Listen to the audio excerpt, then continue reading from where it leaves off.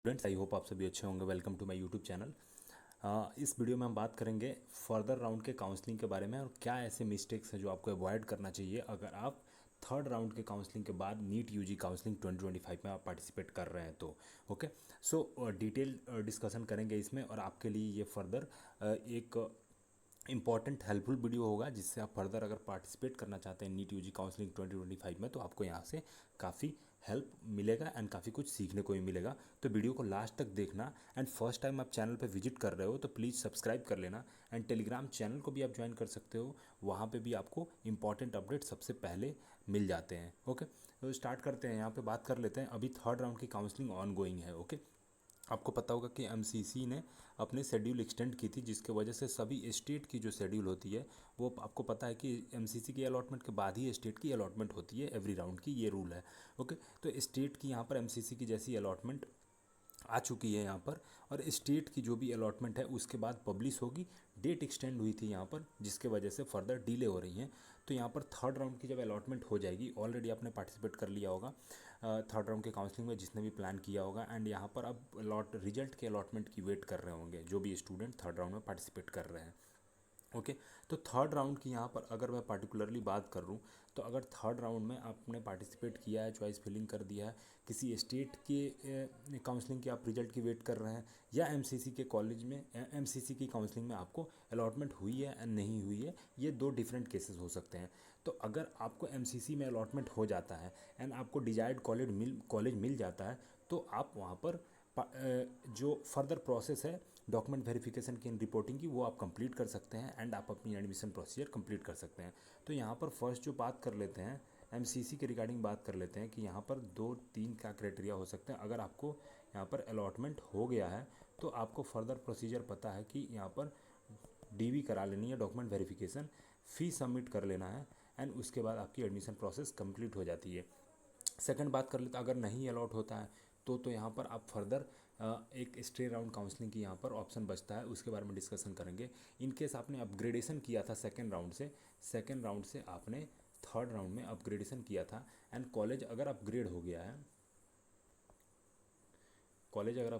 है तो आप नेक्स्ट अपग्रेडेड कॉलेज के साथ जा सकते हैं। फीस सबमिशन आप कर देना एंड उसके साथ साथ आपकी ये अपग्रेडेड कॉलेज में जो प्रोसीजर है वो कंप्लीट कर दोगे तो आपको ये फ्रेश अलॉटमेंट काउंट हो जाएगा। इन केस आपका यहाँ पर एक और कंडीशन हो सकता है कि कॉलेज नहीं अपग्रेड हुआ, तो नहीं अपग्रेड हुआ तो आपको जो सेकेंड राउंड में कॉलेज मिला था, सेकेंड राउंड में जो आपको कॉलेज मिला था वो रिटेन हो जाएगी एंड आपको उसी कॉलेज से फिर वहाँ पर संतुष्ट होना पड़ेगा, कोई दूसरा ऑप्शन नहीं आपके पास बचता। ओके, नेक्स्ट हम बात कर लेते हैं यहाँ पर जिनको अलॉटमेंट नहीं हुई है तो उनके लिए क्लियरली मैं यहाँ पर बात कर लूँ कि अगर आपको अलॉटमेंट नहीं हुई है तो आप क्या कर सकते हैं इस केस में। अभी एमसीसी की जो हम बात कर रहे हैं, तो अगर अलॉटमेंट नहीं होती है तो इट मीन्स आपको फर्स्ट राउंड, ओके, अगर आपने पार्टिसिपेट किया होगा तो second round, okay, and this is going to be the third round जहाँ पर आपको अलॉटमेंट नहीं हुई है। तो इसमें अगर आपको अलॉटमेंट नहीं होती है, दोनों केसेस की मैं बात कर रहा हूँ, for government medical college and for private medical college. मुझे नहीं पता, सभी स्टूडेंट्स डिफरेंट ये कॉलेजेस के लिए पार्टिसिपेट करते हैं तो मैं दोनों कैटेगरी की बात कर लेता हूँ। अगर आपने गवर्नमेंट कॉलेज के लिए पार्टिसिपेट किया था और प्राइवेट कॉलेज के लिए एंड आपको किसी भी राउंड में अलॉटमेंट नहीं हुआ है तो आपके पास क्या ऑप्शन यहाँ पे बचता है। फर्दर आप यहाँ पर कंसीडर कर सकते हैं कि आपको थर्ड राउंड में पार्टिसिपेट करना चाहिए या नहीं करना चाहिए। तो आपके पास थर्ड राउंड के बाद आपके पास यहाँ पर सॉरी, मैं स्ट्रे राउंड की बात कर रहा था कि आपको फर्दर यहाँ पर एक ऑप्शन बचता है कि आपको स्ट्रे राउंड में पार्टिसिपेट करना है या नहीं करना है, ये आप अभी से प्लान कर लेना। एक ऑप्शन ये बचता है। दूसरा कि नहीं हुई कॉलेज अलॉट तो आप एग्जिट कर जाओगे अब काउंसलिंग से। अगर स्ट्रे राउंड में फ्रेश रजिस्ट्रेशन होती है, आपको पता होगा सभी को, मैं यहाँ पर क्लियरली स्टे राउंड की यहाँ पर बात लिख देता हूँ एंड इसके बारे में आपको डिटेल बताऊँगा कि क्या मिस्टेक आपको अवॉइड करनी है और क्या रूल्स होते हैं। फर्स्ट यहाँ पे ऑप्शन की बात कर लेते हैं तो स्टे राउंड का एक आपके पास ऑप्शन बचता है। सेकंड हो सकता है एमसीसी की, ये मैं जैसे मैं एमसीसी की बात कर रहा हूँ तो हो सकता है एमसीसी में आपको अलॉट ना हुआ हो लेकिन आपने किसी और स्टेट के काउंसलिंग में पार्टिसिपेट किया हो तो उसके रिजल्ट का आप वेट कर लेना, वहाँ पर अलॉटमेंट हो जाए और आपको डिजायर्ड कॉलेज मिल जाए तो वहाँ पर आप एडमिशन ले लेना, वो आपके पास एक ऑप्शन है। एमसीसी में आप स्ट्रे राउंड में जा सकते हो अगर अब थर्ड राउंड में अलॉट नहीं हुई है तो एंड उसके साथ साथ अगर आप नहीं पार्टिसिपेट करना चाहते हो फर्दर काउंसलिंग में तो आप यहाँ पर एग्जिट कर जाना। एंड आपको किसी भी राउंड में अगर कॉलेज नहीं अलॉट हुई है एंड फर्दर राउंड में आप पार्टिसिपेट भी नहीं करना चाहते हो तो आप एग्जिट कर जाओगे। तो यहाँ पर जो सिक्योरिटी डिपॉजिट से रिलेटेड बच्चों का कन्फ्यूजन होता है, स्टूडेंट हमेशा पूछते हैं, तो सिक्योरिटी डिपॉजिट आपको रिफ़ंड हो जाएगी, टोटली रिफ़ंड हो जाएगी। जितनी भी आपने अगर प्राइवेट कॉलेज के लिए 2 लाख रुपीज़ आपने पे किया था वो रिफ़ंड हो जाएगी। गवर्नमेंट कॉलेज के लिए आपने जो 10,000 पे किया था, BDS की जो फ़ी आपने सिक्योरिटी डिपॉजिट पे करी थी वो सभी रिफ़ंड हो जाएंगे इन केस आपको किसी भी राउंड में अगर कॉलेज अलॉट नहीं हुआ है तो। ओके, ये एक कंडीशन है। और सिक्योरिटी डिपॉजिट से रिलेटेड मैं यहीं पे बता देना चाहता हूँ कि आपको कमेंट्स में भी आप पूछोगे, पहले भी कन्फ्यूजन रहता है, स्टूडेंट पूछते हैं, सिक्योरिटी डिपॉजिट आपने किसी भी राउंड में पार्टिसिपेट किया हो, फर्स्ट राउंड में किया है, सेकंड राउंड में आपने रजिस्ट्रेशन किया है या सिर्फ थर्ड राउंड से ही रजिस्ट्रेशन किया है, इससे कोई फ़र्क नहीं पड़ता। पूरी काउंसलिंग कंप्लीट होने के बाद सिक्योरिटी डिपॉजिट का जो अमाउंट होगा सभी स्टूडेंट्स को, अगर वो एलिजिबल होंगे फॉर रिफंड, और एलिजिबल किस केस में, अगर आपको कोई कॉलेज अलॉट नहीं हुई है या फर्स्ट राउंड में आपने फ्री एग्जिट ले लिया था, इसी 2 कंडीशन में आपको यहाँ पर सिक्योरिटी डिपॉजिट रिफंड होती है। इन केस आपको कॉलेज अलॉट हुआ था, आपने एडमिशन ले लिया था, तो उस केस में सिक्योरिटी डिपॉजिट रिफंड होगी ही होगी। तो वहाँ पर सिक्योरिटी डिपॉजिट जो रिफंड होगी आपके उसी अकाउंट में होगी जहाँ से आपने पेमेंट किया था। आपने जिस मोड से पेमेंट किया था वहाँ पर ऑटोमेटिकली वो रिफ़ंड कर दी जाएगी। और इसका डेडलाइन कब तक होगा तो मैं आपको क्लियरली बता दूँ, ये एकदम कंफर्म नहीं है, बट लास्ट के कुछ ईयर्स के ट्रेंड्स के हिसाब से यहाँ पर देखा जा रहा है कि इसी मंथ में एंड डेट के अराउंड ये सिक्योरिटी डिपॉजिट रिफ़ंड होती है। तो यहाँ पर क्लियरली बता दूँ मैं कि फर्स्ट वीक ऑफ फेब्रुवरी में, और फेब्रुवरी कब, 2026, फर्स्ट वीक फेब्रुवरी 2026 में ही आपका रिफ़ंड आएगा, उससे पहले नहीं आएगा रिफ़ंड।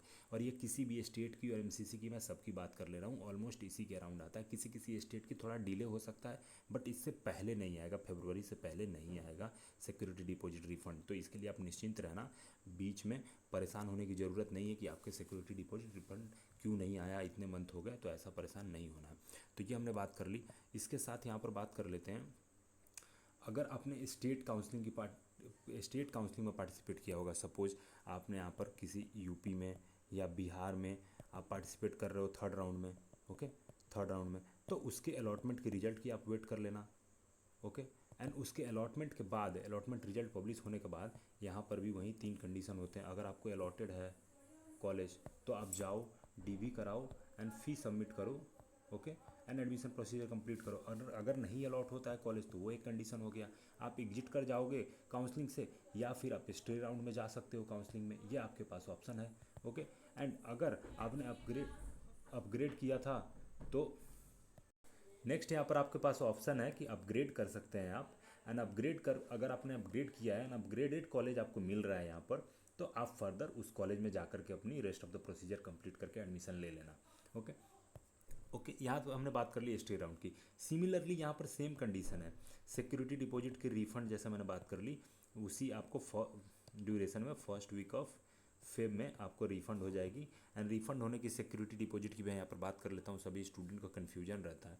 सिक्योरिटी डिपॉजिट को डिटेल में यहाँ पर मैं आपको बता देता हूँ, जो भी इससे रिलेटेड यहाँ पर रूल्स एंड रेगुलेशन है वो सभी आपको क्लियर हो जाएगा। First of all, security deposit यहाँ पर आपने MCC में भी सबमिट की होगी, स्टेट की कोई काउंसलिंग में आपने पार्टिसिपेट करी होगी, तो तब भी आपने सिक्योरिटी डिपॉजिट यहाँ पर पे करी होगी। ये दोनों सिक्योरिटी डिपॉजिट जो होगी, ओके, यहाँ पर किस केस में रिफ़ंड होगी, ये रिफ़ंड की यहाँ पर मैं बात कर लेता हूँ कब रिफ़ंड होगी। अगर आपको कोई कॉलेज अलॉट नहीं हुआ, कोई कॉलेज अलॉट नहीं हुआ किसी भी राउंड में, तो ये रिफ़ंड हो जाएगी यहाँ पर, ओके। एंड कोई भी कॉलेज अगर अलॉट नहीं होता है किसी भी राउंड में, फर्स्ट हो गया, सेकंड हो गया, थर्ड हो गया, ओके, तो आपको रिफ़ंड हो जाएगी। सेकंड, यहाँ पर आपने एडमिशन ले लिया, आपको कॉलेज अलॉट हुई किसी राउंड में, आपने एडमिशन ले लिया, ओके, तब भी आपको रिफ़ंड हो जाएगी, ओके। थर्ड केस है यहाँ पर फर्स्ट राउंड में आपने पार्टिसिपेट किया काउंसलिंग में, आपको कॉलेज अलॉट हुई बट आपने एडमिशन नहीं लिया, और जो ऑप्शन यहाँ पर होता है फ्री एग्जिट का, वो फ्री एग्जिट का ऑप्शन आपने एक्सरसाइज किया, तो आपको ये सिक्योरिटी डिपॉजिट रिफ़ंड हो जाएगी। तो ये 3 यहाँ पर केसेस हो गए जिसमें रिफंड होगी। अब इसके अलावा कोई और केस होगी तो उसमें आपको सिक्योरिटी डिपॉजिट रिफंड नहीं होगी। अब अदर इसके अलावा कौन कौन से केसेस हो सकते हैं? आपने सेकेंड राउंड में पार्टिसिपेट किया काउंसलिंग में सपोज, एंड आपको कॉलेज भी अलॉट हुआ यहाँ पर, ओके, एंड आपने एडमिशन नहीं लिया, तो आपको नहीं होगी, यहाँ पे फॉरफिट हो जाएगी आपकी सिक्योरिटी डिपॉजिट। तो इन 3 कंडीशन के अलावा किसी भी केस में सिक्योरिटी डिपॉजिट रिफंड नहीं होती है, ये क्लियर मैं यहाँ पर बता दे रहा हूँ। रिफंड से रिलेटेड मैंने बात कर ली, स्टेट की काउंसलिंग हो या एमसीसी को, आपको फर्स्ट वीक ऑफ फरवरी में रिफंड आएगा, फर्स्ट वीक ऑफ फरवरी में 2026 में रिफंड आएगा, एंड सेम अकाउंट और नेट बैंकिंग या जिससे भी आपने पेमेंट किया होगा वहाँ पर रिफंड हो जाएगा वो। तो ये सिक्योरिटी डिपॉजिट से रिलेटेड यहाँ पर कंप्लीट इन्फॉर्मेशन है, ओके। नेक्स्ट यहाँ पर हम यहाँ पर जो बात करना चाह रहे थे, स्ट्रे राउंड में आपको क्या मिस्टेक से अवॉइड करना है। सभी स्टूडेंट्स क्लियरली देखना, अगर आप वीडियो को स्किप करोगे तो यहाँ पर आप कुछ इन्फॉर्मेशन को मिस कर जाओगे, एंड फिर आपको क्लियर नहीं होगा कि मैंने कौन कौन सी बातों को बताया कि आपको ध्यान में रखना है। तो फर्स्ट ऑफ ऑल यहाँ पर इरेज कर लेते हैं थोड़ा इसको, सो दैट ये बोर्ड क्लियर हो जाए एंड आपको मैं क्लियरली सभी चीज़ें यहाँ पर बता पाऊँ कि स्ट्रे राउंड से रिलेटेड आपको क्या ध्यान रखनी है एंड क्या मिस्टेक नहीं करनी है, okay. First of all stray round की काउंसलिंग में 1 बाय 1 एक एक करके चलेंगे। स्ट्रे राउंड में फ्रेश रजिस्ट्रेशन होता है, ओके। अभी तक जिसने नहीं काउंसलिंग में पार्टिसिपेट किया था या आपने किया था थर्ड राउंड तक, फिर भी आप यहाँ पर कंटिन्यू कर सकते हैं एमसीसी के केस में, बट आपको अगर फ्रेश रजिस्ट्रेशन करना है तो ये अलाउड होता है स्ट्रे राउंड में फ्रेश रजिस्ट्रेशन।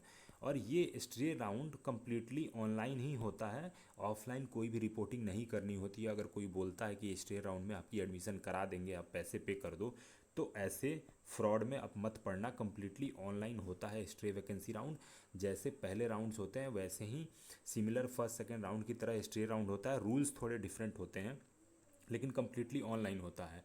प्रोसीजर क्या होगा, आपको रजिस्ट्रेशन करना होगा, रजिस्ट्रेशन करने के बाद आप फीस सबमिट करोगे, फीस सबमिट करने के बाद आप नॉर्मली यहाँ पर चॉइस फिलिंग कर सकते हो, ओके। चॉइस फिलिंग करोगे एंड आपको फिर वो अलॉटमेंट रिजल्ट पब्लिश होगा, एंड उसके बाद आप डीवी करके फी ट्यूशन फी सबमिट करोगे एंड एडमिशन प्रोसीजर यहाँ पर कंप्लीट हो जाएगा। तो ये प्रोसीजर वही होता है, रूल्स में फर्दर हम बात करेंगे। तो कम्प्लीटली ऑनलाइन होता है, आपको रजिस्ट्रेशन फ़ी वगैरह सब कुछ फ्रेश सबमिट करना पड़ेगा यहाँ पर, इसमें कोई डिफरेंसेस नहीं है। अगर आप प्राइवेट कॉलेज के लिए पार्टिसिपेट कर रहे हैं तो जो अमाउंट है सिक्योरिटी डिपॉजिट वो भी आपको स्टे राउंड में करना पड़ता है सिक्योरिटी डिपॉजिट, ओके। नेक्स्ट बात कर लेते हैं, ये प्रोसेस हमने यहाँ पर बात कर ली चॉइस फिलिंग से लेकर के अलॉटमेंट तक की। स्टे राउंड में ये रूल है कि अगर आप जिस काउंसलिंग बोर्ड के लिए पार्टिसिपेट कर रहे हैं, सपोज एमसीसी के लिए आप पार्टिसिपेट कर रहे हैं स्ट्रे राउंड में, एंड आपको कॉलेज अलॉट होती है, ओके। ये बात ध्यान से सुन लेना सभी लोग, यहाँ पर बैन का नियम है, आप बैन कर दिए जाओगे 1 साल के लिए, ओके। 1 ईयर के लिए आप बैन कर दिए जाओगे काउंसलिंग से और मेडिकल एडमिशन से, इसलिए इसको मैं स्टार मार्क कर दे रहा हूँ। इस बात को सभी स्टूडेंट ध्यान से सुन लेना। आपने भी बहुत बारी बैन का सुना होगा कि बैन हो जाते हैं कैंडिडेट, तो कैसे होते हैं। आपको स्टे राउंड में काउंसलिंग में अगर आप पार्टिसिपेट करते हो, एमसीसी की हो या स्टेट की हो, मैं पैरेलली दोनों की बात कर ले रहा हूँ। अगर आप काउंसलिंग में पार्टिसिपेट करते हो एंड आपको कॉलेज अलॉट होता है, ओके, आपको कॉलेज अलॉट होता है एंड आप एडमिशन ले लेते हो, तब तो कोई दिक्कत नहीं है। आपको सिमिलरली सभी प्रोसेस कर लेना है जैसे पहले के राउंड में होते हैं।